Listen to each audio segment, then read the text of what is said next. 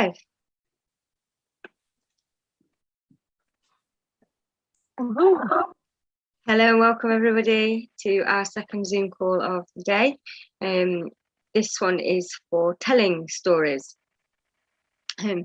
So who would like to go first?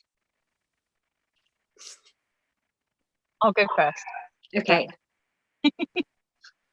Okay. So the story I've got to tell isn't my own, but it has a lot of significance for me.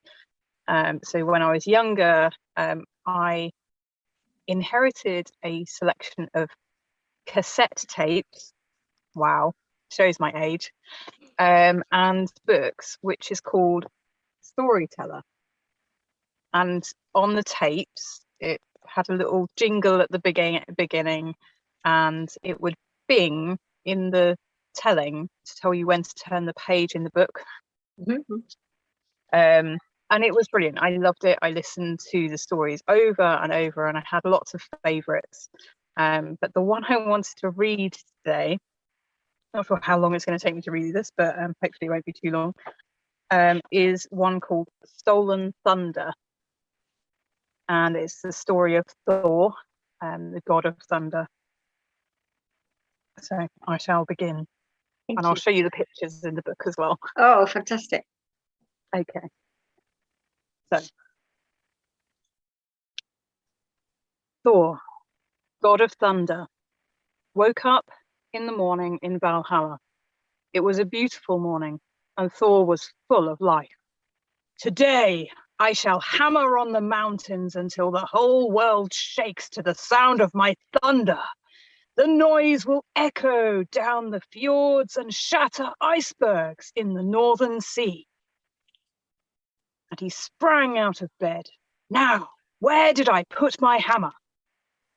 But Thor's magic hammer, the thunderbolt, was nowhere to be seen. He looked under his bed. He lifted up his clothes. The thunder clouds, which were scattered around his bedroom. He emptied his cavernous cupboards. He opened his door, and his voice boomed through the great hall of Valhalla. Where's my hammer? In the end, his friend Odin had to come and help look for him, and realized that Thor's hammer had been stolen. But who would dare steal from Valhalla? Roared Odin, king of the gods. Who but the giants, said Loki, god of mischief. So Odin comforted Thor and tried to calm him down, while Loki borrowed the flying cloak from Queen Freya, wife of Odin, and Loki flew down to the realm of giants.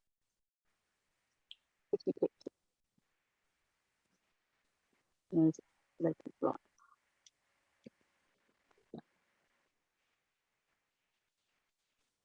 The first person he met there was the giant Din. Do you know where Thor's hammer is? Loki asked. Din, the biggest and the dirtiest of the giants, grinned from ear to ear. He scratched himself, and a cloud of dust rose up and made him sneeze. But he wiped his nose with his sleeve and went on grinning. Yes, I know where Thor's hammer is. It's buried 50,000 fathoms deep under the ground. I know because I put it there myself. And I won't give it back until Queen Freya comes down here to be my bride. He laughed, opening a mouth as big and deep and dark, as dirty as a cave, with teeth broken like rocks. And when you send her, tell her to bring her flying cloak and her golden necklace. Loki kept his temper and smiled evenly. Then he flew back to Valhalla and repeated the message to Odin, king of the gods. Din will not give back Thor's hammer unless we give him your wife, Freya, as a bride. Odin's eyes blazed with anger. Grey and wild like the sea, then white and swirling like the sky, then hot and red as fire. My wife as his bride. Very angry. Ah, said Loki. But I have a plan. Two bright shapes flew down through the clouds and across the dark landscape to the door of Din the giant.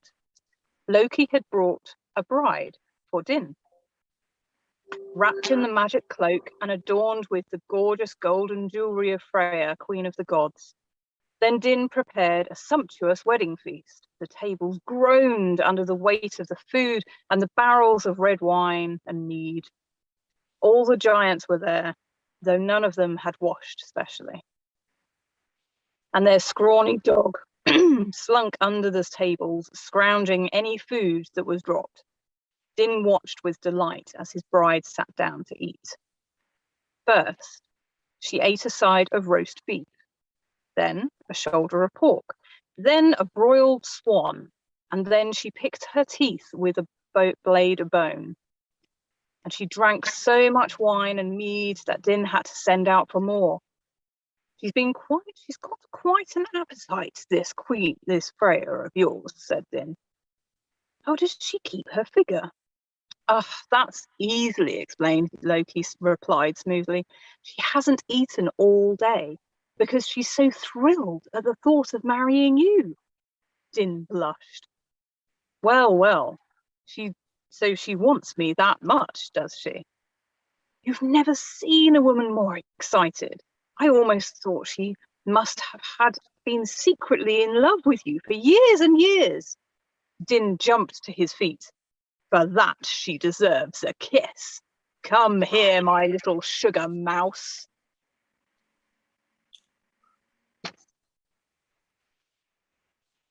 But his bride looked at Din with eyes as blue and wild as the sea, which then turned as white and swirling as the sky, and then hot and red as fire. Din gulped and stepped back, rather alarmed. Why is she looking at me like that?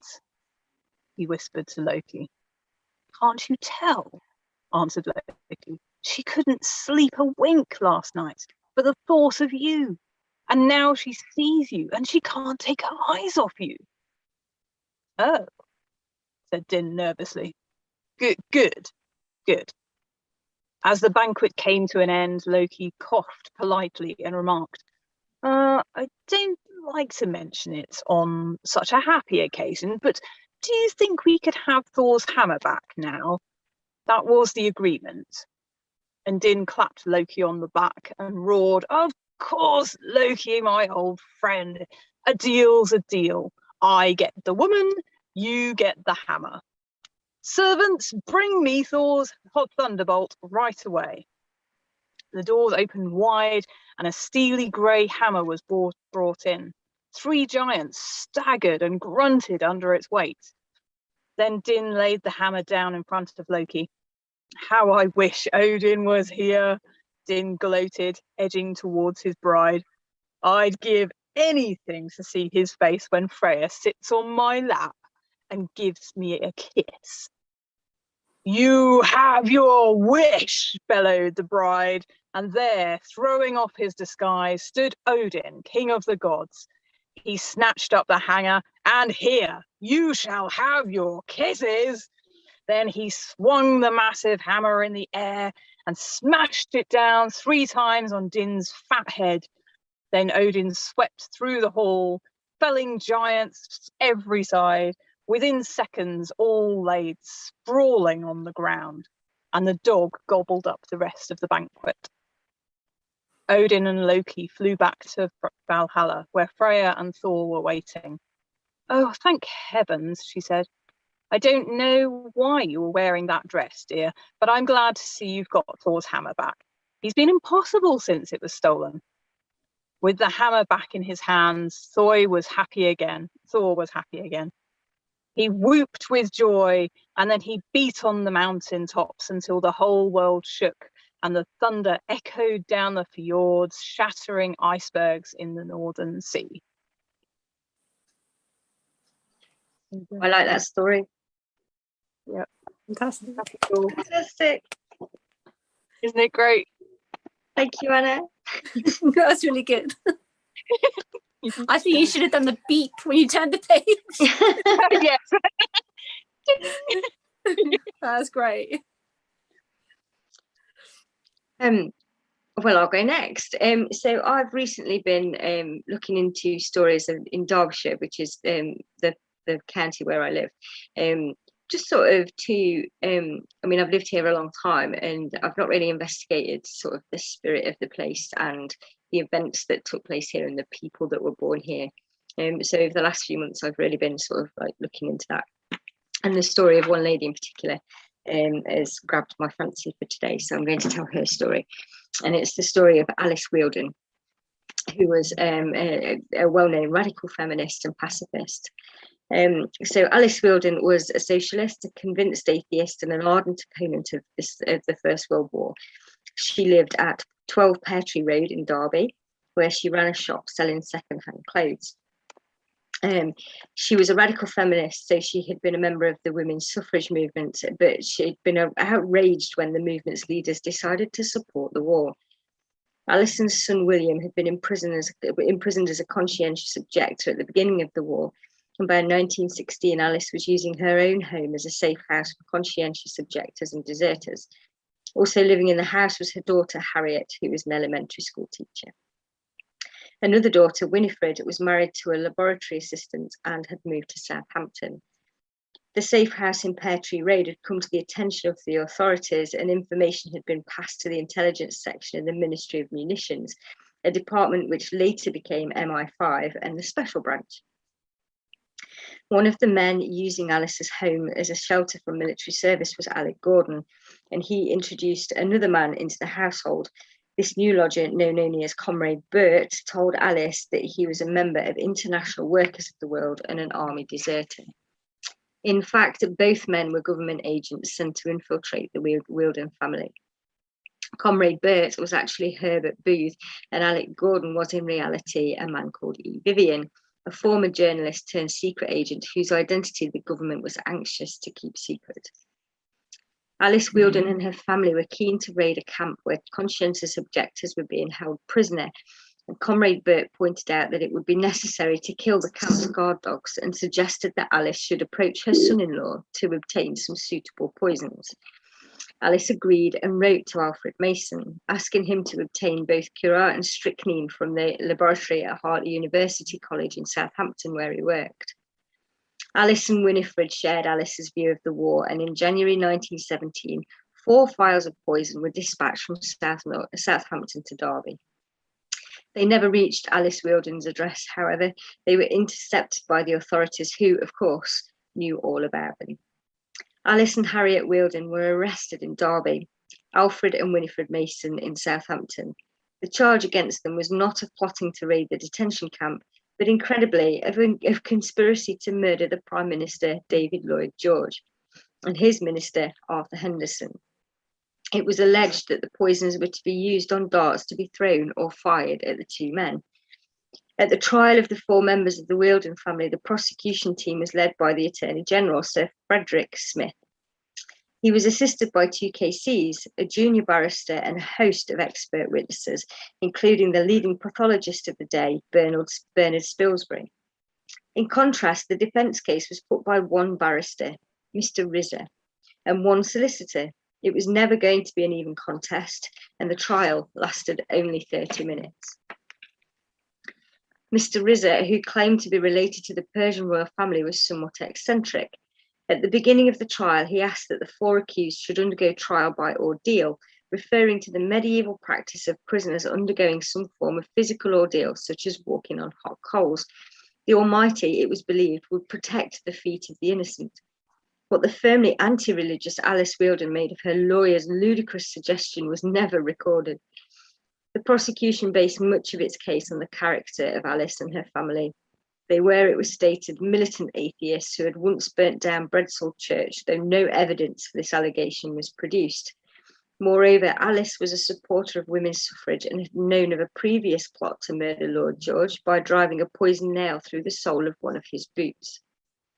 Most of the letters written by Alice to her son-in-law had referred to needing poison to kill the guard dogs at the detention camp. However, the letters produced in court were ones in which the dogs were not mentioned. The only witness called was Herbert Booth, Comrade Burt, who gave evidence that Alice had told him of the plot to kill the Prime Minister and Arthur Henderson. Booth's employment by the intelligence service was not mentioned. 3 of the family, Alice, Albert and Winifred, were found guilty, and Harriet was freed. Alice Wealdon was sentenced to 10 years in prison, Alfred to 7, and his wife Winifred to 5. Her sentence was lighter, the judge commented, because she had obviously been influenced by her wicked mother. Throughout the trial, the judge, Mr. Justice Lowe, had been appalled by Alice's swearing in court, commenting that members of the Wealdon family were teachers. It must follow that elementary education of the general public was a bad idea. Alice had refused to compromise in court. While denying that she had ever plotted to murder, she remarked that she thought Henderson was a class traitor and the country would be better off if Lloyd George's career came to an end. She added that George at Buckingham Palace was another man whom the country could do without. It is highly possible that the Prime Minister became aware that the whole trial had been a farce based on dubious evidence from government agents. In 1919, he ordered a review of the case and Alice was released. However, her time in prison had been marked by hunger strikes and violent force feeding, and she lived for only a few weeks after. She's buried in an unmarked grave in Derby, but her legend lives on. A television version of her story was shown in 1983, with Brenda Bruce playing the role of Alice, and a play, The Friends of Alice Wealdon, written by Sheila Rowbotham, was first performed in 1988. For many, Alice Wealdon is one of the greatest heroes Derbyshire ever produced. Her commitment to the causes of pacifism and feminism is indisputable, and her moral and physical courage can only be admired. She's local. Woohoo! Very good. Wow. Yeah. We've got quite a few really cool stories of people from Derby that have done amazing things, or from Derbyshire that have done amazing things. But Alice's story really stuck out to me. She was really brave and actually, yeah, one of those true heroes that we all need in the world. Brilliant. Right. Oh, thank you for that, Sarah. Oh, pleasure. Good. My pleasure. Do you have anything, Nick? Yes, kind of. Okay. Just give me one moment. Oh, this is Far exciting. too long.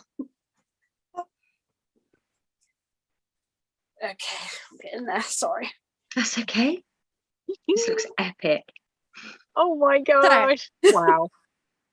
This is Winnie the Witch.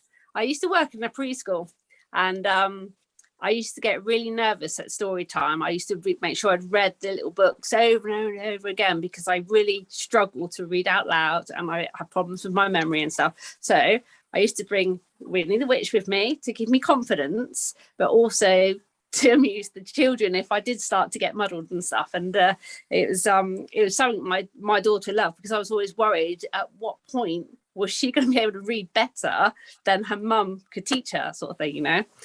But so when I was growing up, and I was saying earlier about how storytelling, you know, how everything that you experience can become a story. And my dad used to spend hours with me teaching me to read and to try and give me the confidence. And one of the things they did was told me loads of stories of myths and legends of Dartmoor, which is just down the road from us. And so I'm just going to talk a little bit about some of the myths and legends, because I won't remember all the names and the in-depth bit, and Winnie is actually just going to give me a bit of support and encouragement. That sounds bad. So I come from Exmouth in Devon, and we literally went down the moors all the time camping, and Dartmoor especially has got loads of myths and legends about witches and stories of fairies and all sorts of myths and legends about the devil and all sorts of things. And I run a moot down the Highwayman in just outside Oakhampton on Dartmoor. So I just got to talk a little bit about some of the myths and legends. So one of my favorites is about Vixana, who Winnie knows well.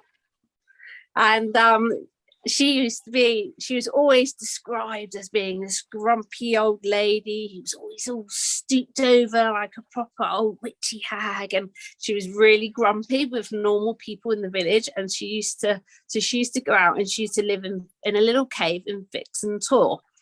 And she had a really good habit of, when men came along riding on their horses or passing by, that she would trick them. She would turn into a hare, and she would run across the moors and take them deep out into the open moorland where they was like nowhere near anywhere they knew.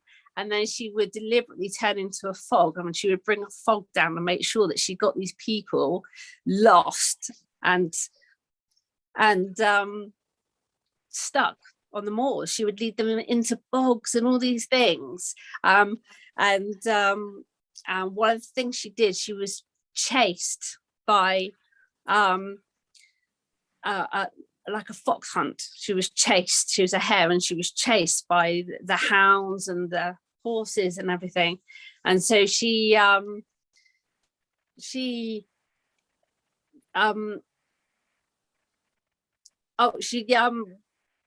across the moors, and she turned herself back into a witch when the people couldn't see her, and that she got the hounds and she threw them from one tor across to another, and they turned to stone, which is what created Hound Tor on Dartmoor. Wow.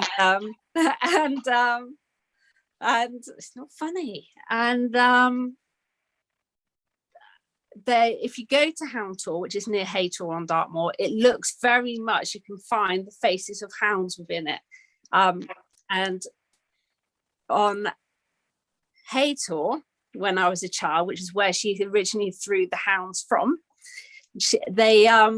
I always thought it was a giant's foot sticking out the ground, that he'd fallen asleep, and at that it's the contour of Haytor literally looks like a foot, and all the toes sticking out. And there are legends about giants on Dartmoor, and one of them is Bowerman and Bowerman's nose. And again, Vixana, she was very cross with him because he had great big hounds that would chase her a lot, and she turned him to stone. And there's the big formation of Bowerman's nose with his big sticky out nose, and and near, right by Haytor, then you've got Saddle Tor, and then you've got Hound Tor, is a grave called it's Kitty Jay's grave, basically. Yep. And she was a maid who worked in a house in like a manor house, and one way or another, we won't go into it, and she got pregnant by the manor of the house. And because she was out of wedlock and she was only a maid, and that she actually took her own life in the barn. And so they buried Kitty Jay on a crossroads near Hound Tor, because they were worried that if they didn't bury her on the crossroads, that she would come back to haunt them. And if she was buried on a crossroads, she wouldn't find her way. And because no one knew her other than the lord of the manor, she had no family or relatives, and she was just a servant. No one visited her grave, and no one ever knew who she was. And every night, pixies and fairies would put flowers on Kitty Jay's grave. If you drive past Kitty Jay's grave, they have that it was always fresh flowers on her grave, and people have stayed there in tents and tried to watch the grave all night long, and there would just still be fresh flowers in the morning. And you can go past Kitty J's grave now, and to this day there is just flowers and lots of talismans that people have left there and all sorts of things, and her grave is never without freshly picked flowers on it. So that's just a few of the stories I remember. There was this story of the hairy hands of Dartmoor that would take control of the wheel of your car when you crossed a certain bridge at night and would make you crash, and lots of stories of ghost hounds and headless horsemen. And it is just a fantastic place. It really has an amazing atmosphere, a real magical atmosphere. And there's places like Grimspound, which Down the Bard sings about, and there's just so much mythology there. It's amazing, and I really encourage people to have a read. I mean, obviously, like Anna was saying before, a lot of the stories were told and passed down, so they vary very much from person to person who tells them, but it's all witches and fairies and just all these amazing things, and it is fantastic. And thank you, Winnie, for helping me to discuss that today. Well, thank you very much, Nick and Winnie. Yeah, thank you, Nick and Winnie. Thank you very much for joining us here today. We're going to pop off now and let you enjoy the rest of the event. Hopefully you'll enjoy the rest of it. Thank you. Bye. Thanks. Bye. Bye. Thanks. I can't, it won't do anything.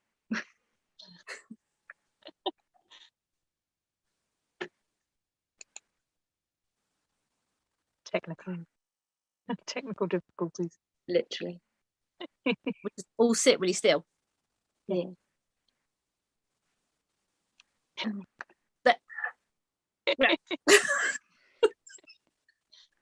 Would it be easier if we just all leave, Sarah? No, it won't stop it from being I live. still can't. Yeah, it won't stop it from being live, and I can't stop the live feed. I can't do anything. It's literally. It's all those no. witches and fairies and all these different things. That's it. It's funny because I drove across Dartmoor the other day, and all the fog came in, and it was pitch black. And there was a moment I was driving over a bridge, and literally I felt like I'd been spun around, and I didn't know which direction I was driving. Was it Cherrybrook Bridge? I don't know. It was on the way to Merivale, if that makes any sense to you. I'm not exactly sure where I was things going are, but from Cherrybrook Tavistock to Merivale.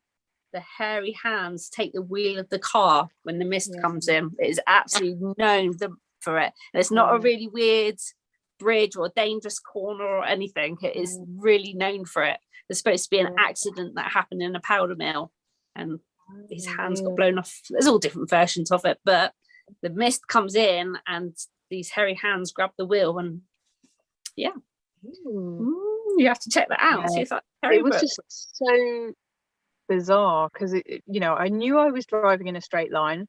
I knew the road was in front of me. I could see the road in front of me, but it was like I felt like I'd been picked up and spun in a circle, and I just didn't know which way was which. But logically, I knew just to continue going forwards and it would be fine.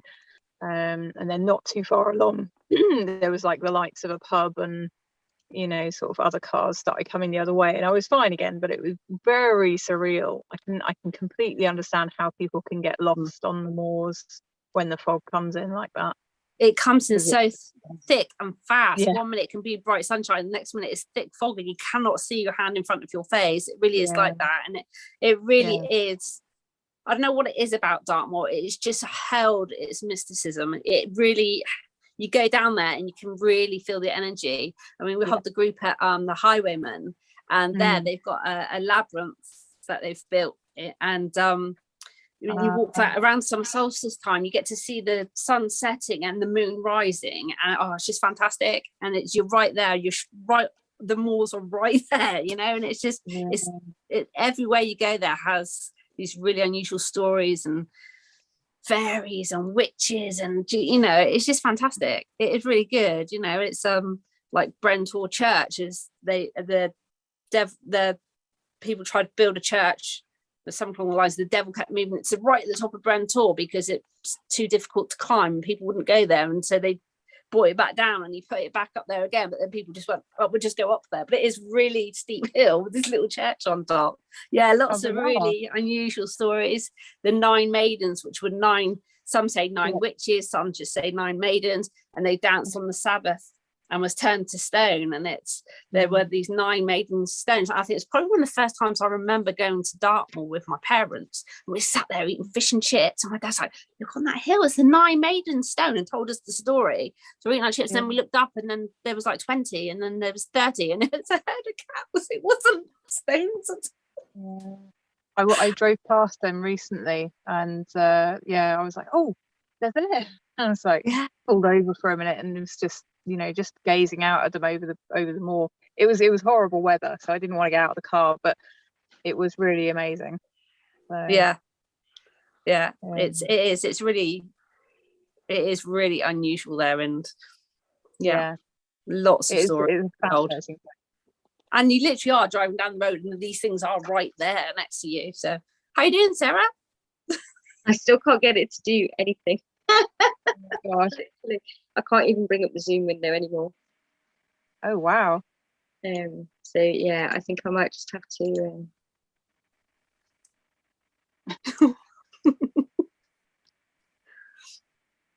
those pesky pixies. It is, isn't it?